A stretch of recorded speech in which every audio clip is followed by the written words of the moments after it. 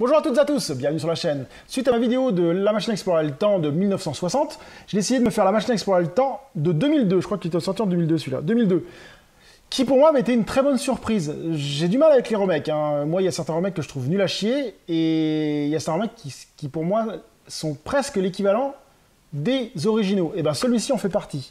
C'est un film qui a été complètement remanié, complètement changé, parce qu'on dans l'autre film, il y avait des choses intéressantes, et là, ça a complètement changé de sujet, en fait. Et le réalisateur de ce film, c'est l'arrière-petit-fils de H.G. Wells, d'après ce que j'ai lu. Donc, à savoir, d'ailleurs, comment il s'appelle? Il s'appelle... Donc, c'est basé sur le roman d'H.G. Wells, mais le producteur... réalisé par Simon Wells, voilà. Donc...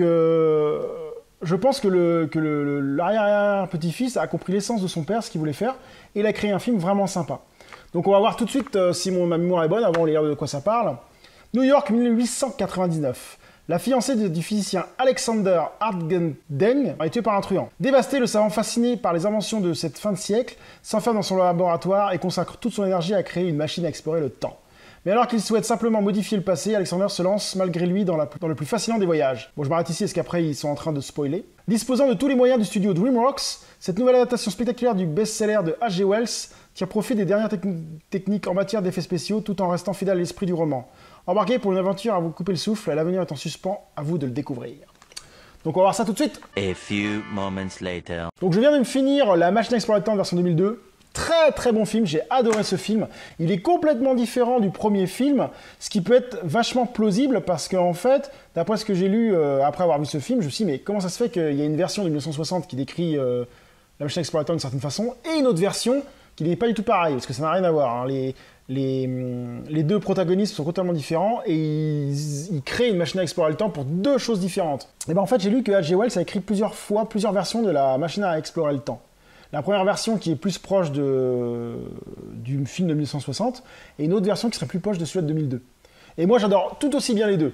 La version de 2002, la dernière là, que je viens de faire, celle qu'on est en train de faire en ce moment, est vraiment géniale. Les effets spéciaux sont vraiment trop bien quand il est dans sa machine à voyager dans le temps. Oh là là, mais on voit l'évolution... tous les siècles qui bougent, c'est un truc de fou, quoi. C'est vraiment trop bien fait, je trouve ça vraiment génial, et toute l'histoire est vraiment géniale. Pour arriver au final, un peu à la même chose, mais avec une philosophie et un esprit complètement différent. Et j'ai trouvé le pourquoi du comment de l'histoire, parce qu'à un moment, sans rentrer dans le spoil, notre savant, il veut savoir pourquoi, à chaque fois qu'il essaie de sauver sa femme, elle meurt toujours. Et c'est pour ça qu'il avance dans le temps en fait. Au début, il a créé la machine dans le temps pour la sauver, mais il n'y arrive pas. Dès qu'il la sauve, il n'y a qu'autre chose qui se passe. Et il cherche et il n'y arrive pas. Et il se pose la question, et il se dit la seule solution, la seule question à tout ça est le futur. Et là, il avance dans le futur pour voir ce qui se passe. Et des choses vont se passer, ainsi de suite. Et quand il a la réponse, il tombe des nues, et la réponse est juste géniale. C'est vraiment... sans rentrer dans le spoil, c'est un paradoxe temporel, et c'est ça, je trouvais ça vraiment bien. Et c'était vraiment bien réalisé, et ce film vaut vraiment le détour. Donc oui, La machine à explorer dans le temps, c'est un film génial. Moi j'ai adoré de la revoir, j'ai trouvé ça vraiment génial. Ça doit faire la 3e fois que je le vois, je le trouve vraiment excellent. Après, si je devais comparer les deux, franchement, les deux valent le détour, les deux sont totalement différents, on ne peut pas les comparer.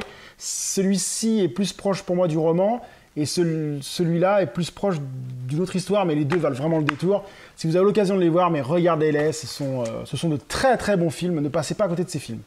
Donc sur ce, je vous dis à très bientôt sur la chaîne. Salut!